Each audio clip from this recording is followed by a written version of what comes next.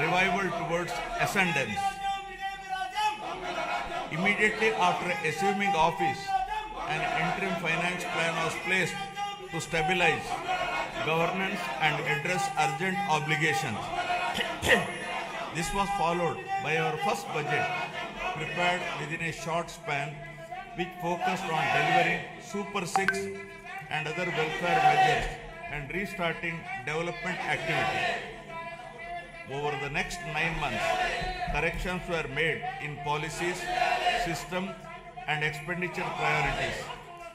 We then presented a full-year budget anchored in a long-term vision.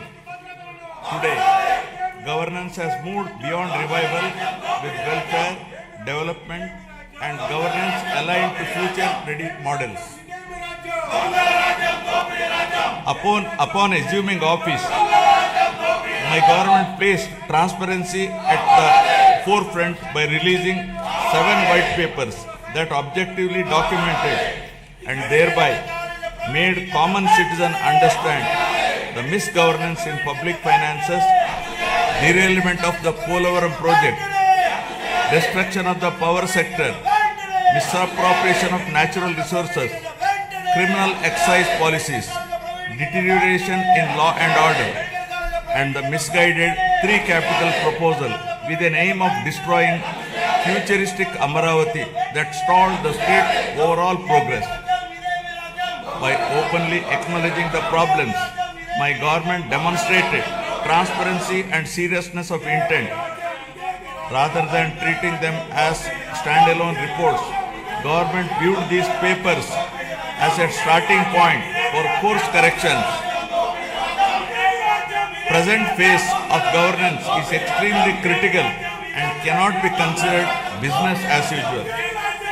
It calls for a clear roadmap and a shared resolve for transformative governance.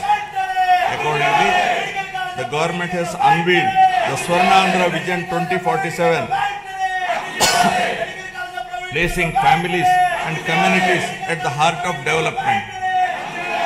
This vision seeks to harmonize prosperity with dignity, growth with equity, and ambition with sustainability. It is in this transformative journey, the state draws inspiration from the timeless wisdom of our civilizational heritage, reflected in the Pavamana mantra from the Brahadakaranyaka Upanishad. Asatoma Sadgamaya, Asatoma Sadgamaya, Tamosoma Jyotirgamaya, Mrityorma Amritagamaya. Building on this spirit of course correction, my government has articulated the Padi Sutralu as guiding principles for governance, designed to balance welfare with development and to create a virtuous circle where economic growth through sustained investments generates wealth that strengthens social well-being and social empowerment fuels sustained progress. These principles serve as a moral and administrative compass, placing people at the center of policy while ensuring fiscal prudence, institutional integrity, and long-term sustainability. To translate vision into action, a dedicated mission framework has been initiated, operating with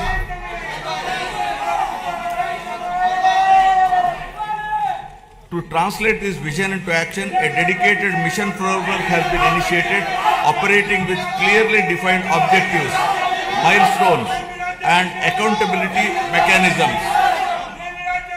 Anchored in this guiding spirit, the government has proceeded with focus and resolve. The Swarnandhra vision lays out a clear economic pathway, aiming for sustained high growth to build a rupees 308 lakh crore economy with a per capita income of rupees 55 lakh by 2047. While the long-term pursuit remains firm, the government is undertaking regular interventions and mid-course corrections to stay aligned with evolving realities. A structured review and monitoring framework has been instituted with periodic conferences of ministers, secretaries and district collectors to assess progress, address bottlenecks and implement timely course correction, ensuring accountability and continuity in execution.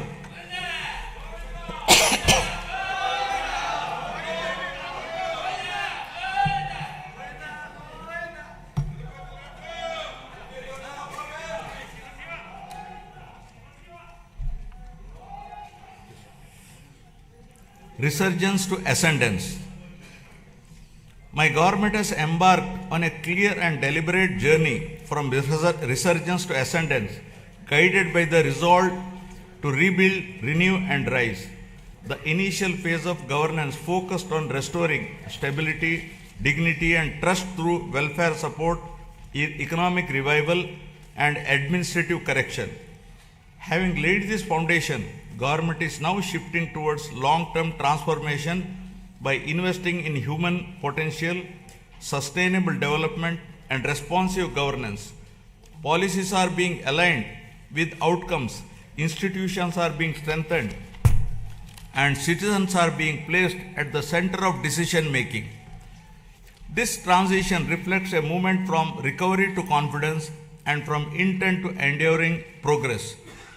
From the very first year of governance in 2024, my government has moved swiftly to implement its commitments, beginning by making the Super 6 guarantees a super hit, emerging as one of the largest DBT initiatives globally, with spending of nearly 33,000 crores per year and extending well beyond them. Under NTR Bharosa, my government stands firmly with the most vulnerable, benefiting 63.12 lakh pensioners and restoring dignity to daily life.